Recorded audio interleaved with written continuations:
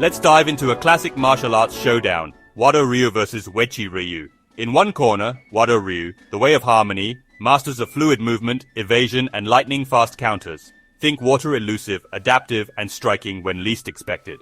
In the other, Uechi Ryu, Okinawan powerhouses, forged by brutal conditioning and rooted stances. They absorb punishment and hit back with crushing force. It's the ultimate matchup, speed and strategy versus raw power and resilience. Wado Ryu dodges and counters. Uechi Ryu stands firm and overwhelms. This isn't just a fight, it's a clash of philosophies. Is it better to avoid the storm or become the storm? Let's break down what makes each style unique and see who might come out on top. The bell's about to ring. Let's go. Wado Ryu was created by Hironori Otsuka, who blended karate with jiu-jitsu. The result? A style focused on harmony, using your opponent's force against them.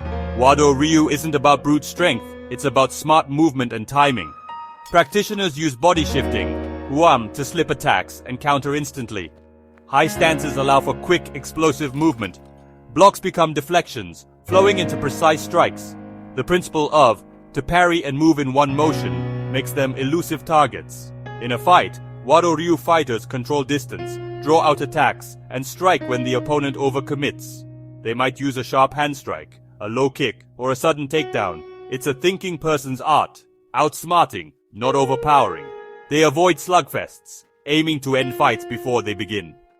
Efficiency and strategy are their weapons. Uechi Ryu's roots trace to Kanbun Uechi's training in southern Chinese Kung Fu. The style is built on three katas, Sanchin, Seisan, and Sanseryu, drawing from the tiger, crane, and dragon. Sanchin kata is the foundation intense tension, focused breathing, and iron body conditioning. Practitioners endure strikes during training, forging resilience. Techniques are direct and powerful, open hand strikes, low kicks, and hard blocks. Uechi Ryu fighters don't retreat. They absorb attacks and counter with brutal force. Their goal: end the fight quickly with decisive blows. In combat, they press forward relentlessly, using their conditioning to dominate close range. Blocks double as attacks, damaging limbs that strike them. Facing Uechi Ryu is like fighting a wall that hits back. They thrive in close quarters, where their toughness and power shine. Resilience and overwhelming offense define their approach. The match begins. Wado Ryu circles, light and agile. Uechi Ryu stands firm, unyielding. Wado Ryu feints and jabs, testing defenses, but Uechi Ryu doesn't budge. A quick side kick meets a conditioned shin. Wado Ryu backs off, rethinking direct attacks. The cat and mouse game is on. Uechi Ryu advances, closing distance with relentless pressure.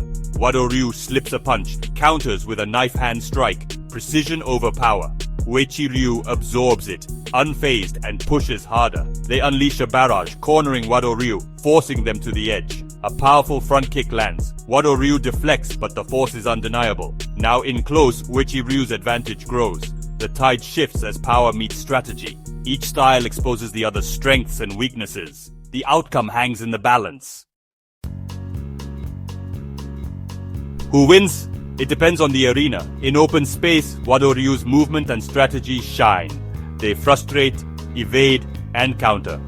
Uechi Ryu's power is less effective if they can't close the gap. But in tight quarters, Uechi Ryu dominates. Pressure, toughness, and close-range strikes overwhelm. Wado Ryu's evasion is limited. Uechi Ryu's resilience takes over. Each style's weakness is the other's strength. Ultimately, victory comes down to the martial artist, their training, adaptability, and will. There's no single answer, only the beauty of the clash. So who do you think would win? The flowing water or the immovable mountain? The real victory, stepping onto the mat and discovering your own path.